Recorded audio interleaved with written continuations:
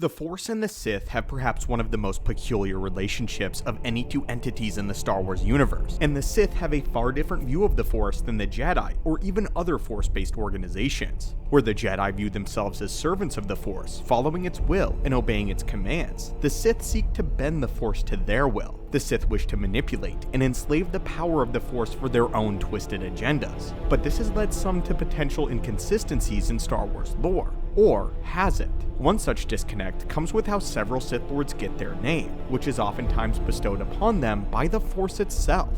So, is this simply a break in the lore, or is there actually something far more complicated going on beneath the surface? Well, today, welcome back to our archives, acolytes, and students of the Force, and let us open several holocrons and analyze the theory that there is actually a far deeper resentment between the Force and the Sith than we were previously led to believe, and explore the fascinating psychological dilemma at the end of this entire question. Some time ago, we released a full breakdown on why the Force itself hated the Sith, and the crux of that holocron is what we mentioned before, that the Sith seek to bend and control the Force. This is why the prophecy of balance refers to the eradication of the Sith as a practice, and why balance does not entail the same amount of Sith representing the dark side of the Force as Jedi who represent the light. In the Revenge of the Sith novelization, however, we get a much deeper look at how Darth Vader got his name, and it describes the process through which Palpatine found the name. The exact quote from the novel goes as follows: "Darth Sidious laid a pale hand on Anakin's brow. Then it is done. You are now one with the order of the Dark Lords of the Sith. From this day forward, the truth of you, my apprentice, now and forevermore, will be known as Darth." A pause, a questioning in the Force, an answer. An answer as dark as the gap between galaxies. He heard Sidious say it, his new name, Vader. A pair of syllables that meant him. Vader, he said himself.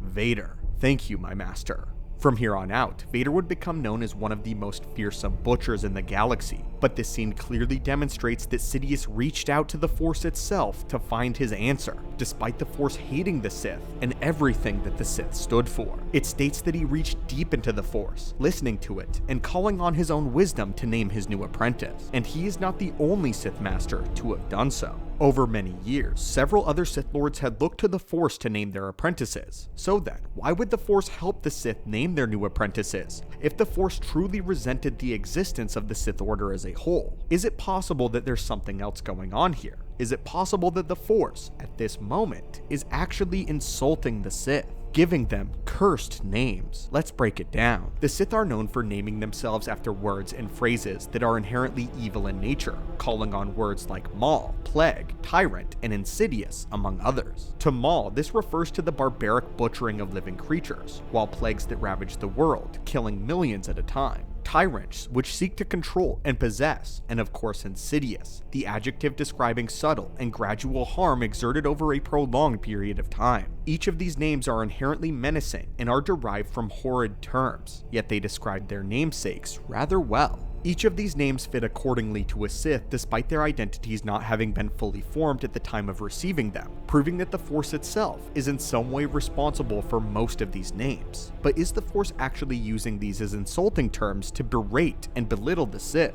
Is the Force calling these people names like plagues, tyrants, and insidious beings not out of support for their beliefs, but through utter contempt for them? Does the Force hold a grudge which is being manifested in these horrific names as ways to bite back at the Sith for their years, nay, centuries of abuse? If this is true, it would mean a few things for the lore. It would first mean that the sadists known as the Sith are actively laughing in the face of the Force itself by embracing these insults as their own identities. They are hearing the Force itself insulting them, and rather than being afraid of the Force's immense power, or deciding to show it even a sliver, a modicum of respect, they choose to embrace these attacks without fear or hesitation, almost as an insult right back to the Force itself.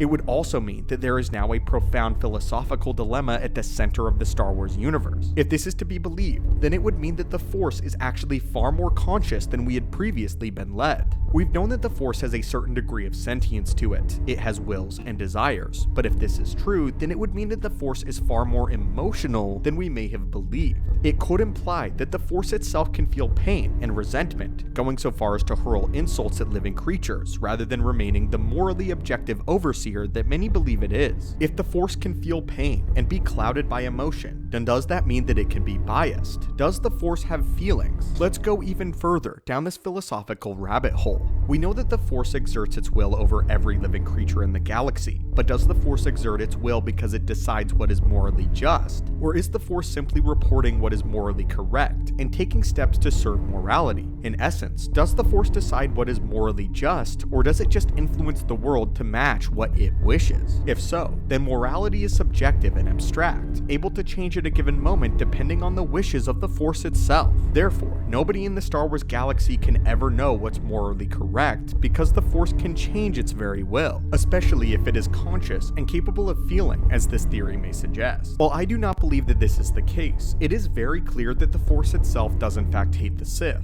As was explained, the Jedi perceive the Force like a flowing river, an energy that fills the galaxy with life itself. They seek to move with the will of the Force, that being life, death, and the transformation of all things. But what the Sith do with this energy source is they seek to dominate, control, and use it for their own will, for purposes that the Force was never desired and do not wish to follow. The Sith use this darker aspect of the Force to their own will. The Sith believe themselves to be above the Force, above life itself.